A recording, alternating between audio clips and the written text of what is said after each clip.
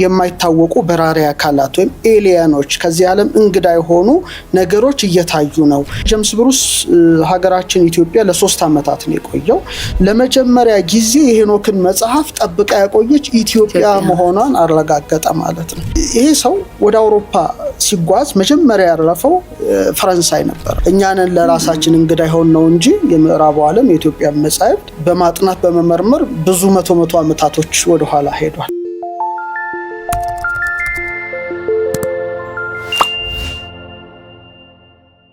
በጣም መልካም ርዕሰ ጉዳይ ነው ያነሳሽው። በእርግጥ ርዕሰ ጉዳዩነቱ ከበፊት ጀምሮ ነበረ። በተለይ ግን አሁን ላይ በጣም ትኩረት የሳበ ርዕስ ነው። ዓለም አቀፍ የዜና አውታሮችን ብትመለከቻቸው በተለይ የአሜሪካ መንግስት ድብቅ የነበሩ ያልተገለጡ ዝርዝር ፋይሎችን ለህዝብ ይፋ ማድረጉን ተከትሎ የተለያዩ ቪዲዮዎችን መልቀቁን ተከትሎ አሁንም አነጋጋሪነቱ ቀጥሏል። ስለዚህ ዩኤፍኦ ወይም የማይታወቁ በራሪ አካላት ወይም ኤሊያኖች ከዚህ ዓለም እንግዳ የሆኑ ነገሮች እየታዩ ነው። ይሄ ነገር ምንድነው የሚል ብዙ ነገሮች ተነስተው ነበረ። ብዙ መረጃዎች ደግሞ የሮዝዌል ክስተትን ጨምሮ የተለያዩ በራሪ ነገሮች በመላው ዓለም በተለያየ አጋጣሚ ይታዩ እንደነበረ ይታወቃል።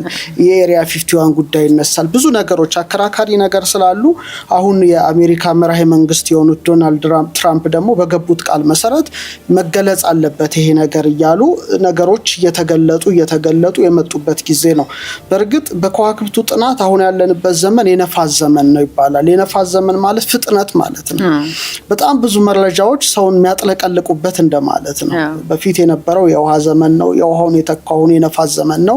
ስለዚህ መረጃዎች በቅጽበት ከጫፍ እስከ ጫፍ በሚደርሱበትና ትንሽ ደግሞ ነፋስ ወደ ላይ ስለሚሆን የላይኛው ዓለም ነገር ደግሞ የሚነሳበት ጊዜ ከመሆኑ ጋር ተያይዞ በተለያዩ ትልልቅ የፖድካስት አቅራቢዎች ዘንድ መጽሐፈ ሄኖክ እየተነሳ ነው። ጀምስ ብሩስ ድጋሚ እየተነሳ ነውና ይሄ ዘመን የእውቀት ዘመንን ኦልሬዲ ያጠናቀቅን በመሆኑ እንደ ሄኖክ አይነት ረቂቅ የሆኑ ዓለማትን የሚተነትኑ ነገሮች ወደዛ መስመር እየገባች ነው። ስለዚህ ይሄኛው አሁን የ4D እውቀት ወርድ ቁመት ጥልቀት የሚለው እንዳለ ሆኖ ከዛ አንድ ዲሜንሽን ጨምሮ ስለ ረቂቁ ዓለም የሚተነተንበት ጊዜ ጫፍ ላይ ደርሰናል። አሁን እኛ ትራንዚሽን ላይ ነን ማለት ነው። ስለዚህ መነሳቱ ግድ ነው።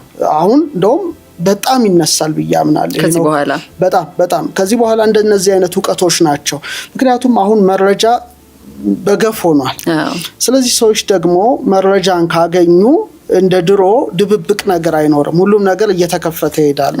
ስለዚህ ሳይንስ አጥሮት የነበረው ለምሳሌ ሁሌ እናገራለሁ የግራጁዌሽን ቆብ 4 ማዕዘን ነው ላለው ሰርክል አይደለም፣ ሳጥን ነው። ከሳጥን ውጪ ማሰብ አይፈቀድልሽም። እሳት፣ ውሃ፣ ነፋስ፣ መሬት ነው፣ ክብ አይደለም። የመንፈሳዊ ዓለም ግን ስትመለከቺ ለምሳሌ ጥምጥም ብታይ ኦር የሃይማኖት ምልክቶች ብትመለከቺ ኦር ደግሞ ቅዱሳት ስዕላት ላይ ያለውን ስትመለከቺ ክብ ነው። ክብ ማለት መዞር ትችያለሽ ማለት ነው። ይሄ ግን ሳጥን ነው፣ አጥሮሻል። ስለዚህ ዓለም ይሄን ሳጥን በጥሳ ልትሄድ መንደርደሪያ ላይ ናት። ስለዚህ እነዚህ መጻሕፍት በግድ ይነሳሉ፣ በግድ ይተነተናሉ።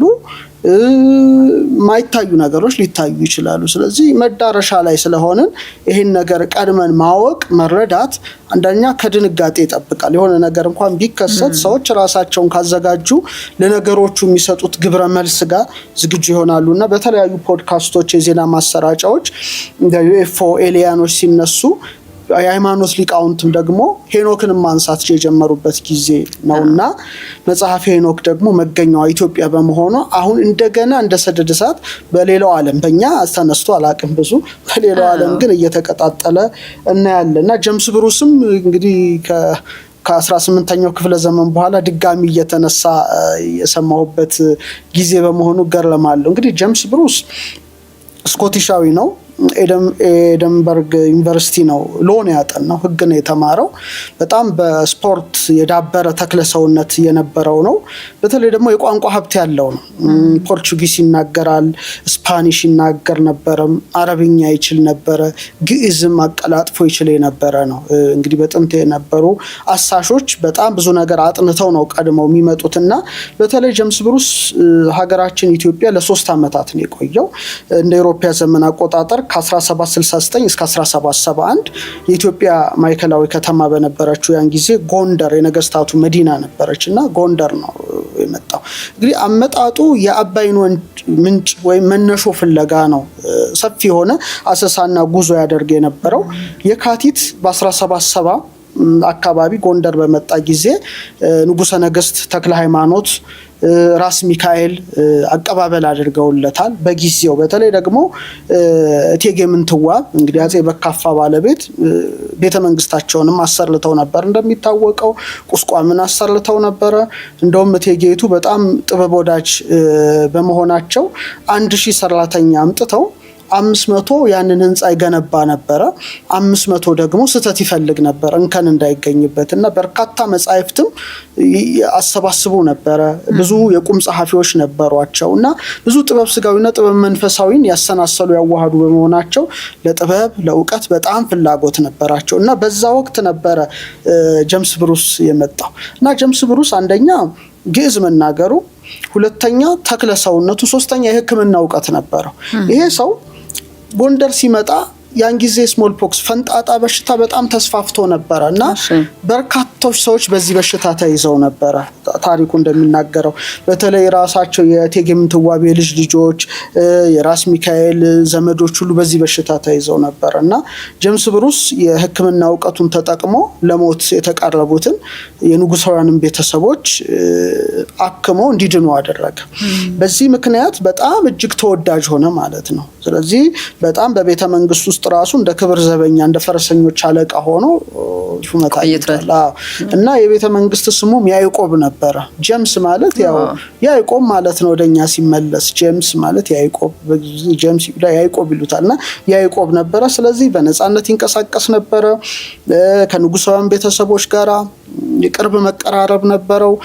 ከኢትዮጵያ ሊቃውንትም ጋራ በተመሳሳይ መልኩ የመገናኘት እድሉ ከፍተኛ ነበረ። እንግዲህ ጎንደር በነበረበት ጊዜ ቋንቋንም በደንብ ከሊቃውንቱ በሚገባ አጥንቷል። በዛ ዘመን የነበሩ የጎንደር ሊቃውንት ትልቅ ስራ ነው የሰሩት። በተለይ አክብረውታል። ከማክበራቸው ጋር ተያይዞ የፍቅር አክብሮት ማለት ነው መጽሐፈ ሄኖክን ጨምሮ እንዲያ ያድርገውታል። መጽሐፈ ሄኖክ እንግዲህ በኋላ ላይ ልናነሳው እንችላለን። የአዳም 7ኛ ትውልድ የሆነው ሄኖክ የጻፈው ነው። አዳም፣ ሴት፣ ሄኖስ፣ ቃይናን፣ መላልኤል፣ ያሬድ፣ ሄኖክ ቀጥሎ ማቱሳላ ይቀጥላልና 7ኛ ትውልድ ነው። በጣም በብዙ ምስጢር የተመላ መጽሐፍ ነው እና መጽሐፈ ሄኖክን ጨምሮ ሌሎችም ታሪካዊ ሰነዶች በበርካታ ምስጢራት የተመሉ የብራና መጻሕፍት ኢትዮጵያውያን እንግዲህ በርካታ እውቀታቸውን ብራና ፍቀው ቀለም በጥብጠው ብር ቀርጸው ለትውልድ አስተላልፈዋል። ያን እውቀት ደግሞ አክሰስ እንዲያደርግ አድርገውታል። ምክንያቱም ለምሳሌ እኔ አሁን በብራና መጻሕፍት ውስጥ ከልጅነት ጀምሮ እንዳደገ ሰው እንዳነበበ ሰው ሆኜ ሳየው ሁለት አይነት ነው። ጥበብ ስጋዊ ያለው፣ ጥበብ መንፈሳዊ ያለው። ጥበብ መንፈሳዊ ያው ቅዱሳት መጻሕፍትን በሙሉ የያዘ ብሉይ ኪዳን፣ የሐዲስ ኪዳን፣ የሊቃውንት መጻሕፍት፣ መነኮሳት በጣም ብዙ የጸሎት መጻሕፍት፣ የምስጋና መጻሕፍት፣ የዜማ መጻሕፍት፣ የቅዳሴ መጻሕፍት ወዘተርፈ። በጥበብ ስጋዊ ደግሞ በስነ ፈለክ ዙሪያ፣ በሕክምና ዙሪያ፣ በከበሩ ድንጋዮች ዙሪያ ሌሎች የስነ ህይወት ነገሮችን ሁሉ የሚተነትኑ ብቻ በርካታ መጻሕፍት አሉ። ስለዚህ ይሄ ጀምስ ብሩስ እነዚህን ሁሉ የማየት እድሉ ነበረው ማለት ነው። ምክንያቱም ያን ጊዜ በርካታ የቁም ጸሐፊዎች የነበሩበት በርካታ ብራና ይገለበጥበት የነበረበት ጊዜ ነው እና የኢትዮጵያ ሊቃውንት ደግሞ እሱን በማስረዳት ከፍተኛውን የሆነ ድርሻውን የአንበሳውን ድርሻ ይዘዋል ማለት ነው። ይህ ብቻ ሳይሆን ክሮኒክልስ ለምሳሌ ዜና መዋዕል የነገስታት ታሪኮችን ክብረ ነገስትን ጨምሮ እንዲያገኝ አድርገውታል። ስለዚህ ይሄ ሰው ይህን ነገር ባየ ጊዜ በጣም ነው የተገረመው። ለምን መጽሐፈ ሄኖክ የአዳም 7ኛ ትውልድ ሆነው እንደጻፈው ይሁዳን በመልእክቱ ጽፏል። ዓለም ላይ የሌለ ነገር ነው ያየው። ለምሳሌ ያስበሽዋል ዓለም ያጣውን ነገር ለመጀመሪያ ጊዜ እንደማግኘት ማለት ነው። ይሄ በጣም ትልቅ ነገር ነውና ለሱ በጣም አስገራሚ ነው። ከዛ በንጉሱም ፈቃድ በራስ ሚካኤልም ጥበቃ ወደ 1770ዎቹ አካባቢ ወደ ግሽ አባይም ጉዞ አደረገ። ወደ ጎጃም መስመር ነው። ግሽ አባይን በተለይ ደግሞ የአባይ ወንዝ መነሻውን ካወቀ በኋላ በጣም ነው የተደሰተው። ምክንያቱም የአባይን መገኛ ያገኘ የመጀመሪያው አውሮፓዊ ነኝ የሚል ነበረ በእሱ ላይ ስሜት ያደረበት። ግን ለምሳሌ ጄሱት አንድ ሚሽዮናዊ ፖርቹጊስ አለ ፔድሮ ፔዝ፣ ግን በእርግጥ ቀድሞት እንደነበር ይነገራል። ቢሆንም ግን ይሄ ሰው ይሄንን ማየቱ ለሱ ትልቅ ክብር ነበረ። ስለዚህ በኋላ 3 ዓመታት ያህል ኢትዮጵያ ከቆየ በኋላ ጤንነቴም ጥሩ አይደለም የሚል ምክንያቶችን በማቅረብ ወደ ሀገሩ እንዲመለስ ያው ጥያቄ ያቀረበ። ምንም በጊዜው ቅር ቢላቸውም ቅሉ ወደ ሀገሩ ተመለሰ። ሲመለስ ግን ብዙ ነገር ይዞ ነው የተመለሰው። በተለይ በ1771 ላይ ሲመለስ 3 የሄኖክ መጻሕፍትን ቅጂዎች ነው ያዘው። ሁለተኛ በርካታ ብራናዎችን ይዟል፣ ታሪከ ነገስትን ጨምሮ ሌላ ለመድኃኒት የሚጠቅሙ እጽዋትንም ጭምር ይዞ ነው ሄደው። ይሄ ማለት ትልቅ ነገር ነው። ስለዚህ ይሄ ሰው ወደ አውሮፓ ሲጓዝ መጀመሪያ ያረፈው ፈረንሳይ ነበር መዳረሻው። ያው በኢትዮጵያ ድንበር አቋርጦ ሄደ። የፈረንሳይ ንጉስ ነው በክብር የተቀበሉት ሉዊ 15ኛ። ምክንያቱም የያዘው ነገር ትልቅ ነገር ነው። ስለዚህ በጣም በታላቅ ክብር ነው የተቀበሉት። የመጀመሪያውን የሄኖክን መጽሐፍ ቅጂ ለንጉሰ ነገስቱ ነው ያበረከተው። በጊዜው በጣም ትልቅ አድናቆት ነበር፣ ግራ መጋባትም ነበረ። በሚታወቅ መንገድ ገልብጦ ይዞ አጠቃላይ ያው በምጽዋ በኩል አድርጎ ወጣ ነው ታሪኩ። እዛው አውሮፓ ደረሰ እና የፈረንሳይ ንጉስ ሉዊ 15ኛ ያው በክብር ነው የተቀበሉት። ምክንያቱም የሄኖክ መጽሐፍና ታሪካዊ መጽሐፍትን ጥንታዊያት ዕውቀት የያዙ ብራናዎችን ይዞ መጣ ሲባል ለንጉሰ ነገስቱ ትልቅ ነገር ነው፣ አስገራሚ ነበርና መጽሐፉን ተቀብለው የቤተ መንግስት ራሱ ንጉሳዊ ቤተ መጻሕፍት ነበራቸው። አሁን ናሽናል ላይብረሪ ሆኗል፣ የፈረንሳይ ናሽናል ላይብረሪ ሆኗል። እዛ እንዲቀመጥ አደረጉና የመጀመሪያው ሰነድ ነው አውሮፓ ላይ የተቀመጠው እሱ ማለት ነው የመጀመሪያው። ስለዚህ የፈረንሳይ ሊቃውንት መጽሐፉን ለመመርመር ለማወቅ የመጀመሪያውን በር ከፈተላቸው ማለት ነው። ይሄ በጣም ትልቅ ነገር ነበረ ጊዜው። ሁለተኛው ቅጂ እንግሊዝን ሄደው ያው ወደ ብሪታንያ ተመልሶ ጥንታዊና በጣም በጥራት የተጻፈ ቅጂ ኦክስፎርድ ዩኒቨርሲቲ በጊዜው በጣም ታዋቂ ነው፣ አሁንም ድረስ ታዋቂ የነበረ ነው። ቦድሊያን ቤተ መጻሕፍት ነው ይሄ ውስጥ የተቀመጠው። ይሄ በጣም አስደናቂ ነበረ። ይሄ ማለት ይሄ ቅጂ ወደ እንግሊዘኛ እንዲተረጎም ያደረገ ቅጂ ማለት ነው። በ1821 አካባቢ የኦክስፎርድ ዩኒቨርሲቲ ፕሮፌሰር የነበረ ሪቻርድ ላውረንስ ይባላል። ይሄ ፕሮፌሰር የዕብራይስጥም ሊቅ ነው። ሂብሪው ቋንቋን አቀላጥፎ ይናገር የነበረ፣ እዛም ደግሞ ሌክቸረር ነበረ፣ ምሁር ነበረ፣ ያስተምር ነበረ። ስለዚህ ይሄንን ቀጥታ ወደ እንግሊዘኛ ቋንቋ ከግዕዝ እንዲመልስ አድርጎታል ማለት ነው። ያው ቋንቋ ያውቃሉ እነሱ። ምክንያቱም ኢትዮጵያ ጥናት ጀርመን ራሱን ከተጀመረ ኦልሞስት 500 ዓመት አልፎታል በሂዮብ ሉዶልፍ። እኛንን ለራሳችን እንግዳ ይሆን ነው እንጂ የምዕራቡ ዓለም የኢትዮጵያ መጻሕፍት በማጥናት በመመርመር ብዙ መቶ ዓመታቶች ወደ ኋላ ሄዷል። የተረጋገጠ ሰነድ ነው። እስከ ፒኤችዲ ድረስ አድርሰውታል። አሁን ዓለም አቀፍ ዩኒቨርሲቲ ውስጥ የሚጠና ነው። ስለዚህ ይሄ ዓለም አቀፍ የምርምር ማዕበል ነው የከፈተው ማለት ውስጡ ሲፈተሽ እንግዲህ አዳም 7ኛ ትውልድ ማለት ትርጉሙን አስቢው እንደ አንድ ምድር ላይ ፕላኔተርስ ላይ እንዳለ ሞትን ሲያይ ተሰወረ የጻፈውም ደግሞ ትንሽ ለየት ያለ ከላይ ስለወረዱት የሆነ ድብቅ ነገር ስላስተማሩት ስለ ኔፍሊም ስለ ፀሐይ፣ ጨረቃ፣ ከዋክብት ወዘተርፈ ከምድር አለፍ ያለ ነውና ያ ማለት አጥኝ ሆነሽ አስቢው በቃ የሆነ በጣም የተጠማ ሰው ውቅያኖስ ጋር ሲደርስ የሚሮጠውን አሯሯጥ አድርገሽ አስቢው። እንደ ጥበብ ሰው እንደ ተመራማሪ ሰውና የምርምር ማዕበል ነው የፈጠረው። ያ ማለት በጣም ትልቁ ነው። ሶስተኛው ቅጂ ብሪታንያ ሙዚየም ነው የሚገኘው። ይሄ ዲስከቨሪ ቱ ዘ ሶርስ ኦፍ ናይል ብሎ የጻፈው መጽሐፍ አለ። 5 ቅጽ ነው ይመስለኛል መጽሐፉ ነበረኝ እስከማስታውሰው ድረስ ወደ 3000 ገጾች ነው። በጣም ብዙ ነገር ነው የጻፈው እና ይሄ እንደ ምንጭ ተጠቅሞበታል። ኢትዮጵያ ስለተጓዘው ጉዞ በመላው ዓለም ስለዞረ አባይ ምንጭ በቃ ያጋጠሙትን ይሄ ጄምስ ብሩስ ኦልሞስት 5 ቅጽ ይመስለኛል ቮሊዩሞች ናቸው ጥራዞች ናቸው። እንደው ገጹ በአማካይ እኔ እስከማስታውሰው መጽሐፉ ወደ 3000 ገጽ እንደሚጠጋ አስታውሳለሁ እና የግሉ ሀብት አርጎት ሲመራመርበት ነበረ። ልክ ባለፈ ጊዜ ሌሎች ጥንታውያት ከኢትዮጵያ ወሰዳቸው የብራና መጻሕፍትን ጨምሮ ብሪቲሽ ሙዚየም ወይም ብሪቲሽ ላይብራሪ በጣም በታላቅ ጥበቃ ተቀምጦ ይገኛል ይሄ መጽሐፍ። እኔ ብሪቲሽ ላይብራሪም ሄዶ የመጎብኘት የማየትም እድሉ ገጥሞኛል። ብቻ በጣም በርካታ የኢትዮጵያ ሀብቶች ቅርሶች እሱ ይዟቸው ሄደው ማለት ነው መጻሕፍትና ይሄን ቅጁ ጨምሮ በጣም በታላቅ ክብርና ጥበቃ ተቀምጦ ተገኘና እንግዲህ እንደ አውሮፓ ስታስቢው እንደ አህጉር እንደ ዓለምም አስቢው አውሮፓን ብቻ ሳይሆን አህጉራችን ለመጀመሪያ ጊዜ የሄኖክን መጽሐፍ ጠብቃ ያቆየች ኢትዮጵያ መሆኗን አረጋገጠ ማለት ነው። ይሄ እኮ ኢትዮጵያ ለፕላኔቷ ያበረከተችው ስጦታ ነው። ብንችል እኮ ብዙ በሄኖክ ስም መስራት የሚገባን ጊዜ ነበረ። ያው አለመታደል ሆኖ አልሰራንም እና መጽሐፉ ወደ እንግሊዘኛ ቋንቋ ያው ቅድም ፕሮፌሰሩ የሂብሩ ፕሮፌሰር ተረጎመው ወደ ጀርመንኛ ወደ ፈረንሳይኛ ብቻ አጠቃላይ ሲተረጎም የአይሁድ ስነ ጽሁፍ የጂዊሽ ማኑስክሪፕት እንደገና ሪቫይዝድ እንዲደረግ ተደረገ። ምክንያቱም ስለ መሲሁ የተናገረው ትንቢት አለ። የሰው ልጅ ይለዋል።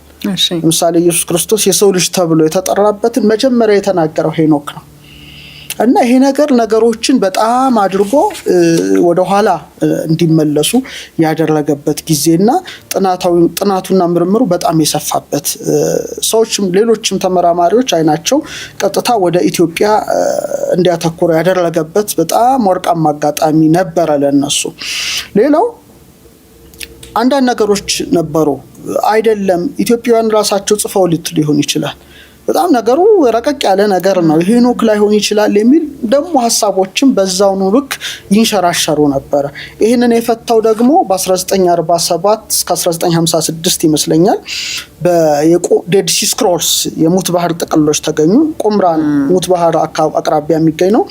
የበግረኞች ነበሩ። በድንገት በዋሻዎች ውስጥ ሲገቡ በማሰሮ የተጠቀለሉ በጣም በ11 ዋሻዎች ውስጥ በጣም ብዙ ሺህ ማኑስክሪፕቶች አገኙ።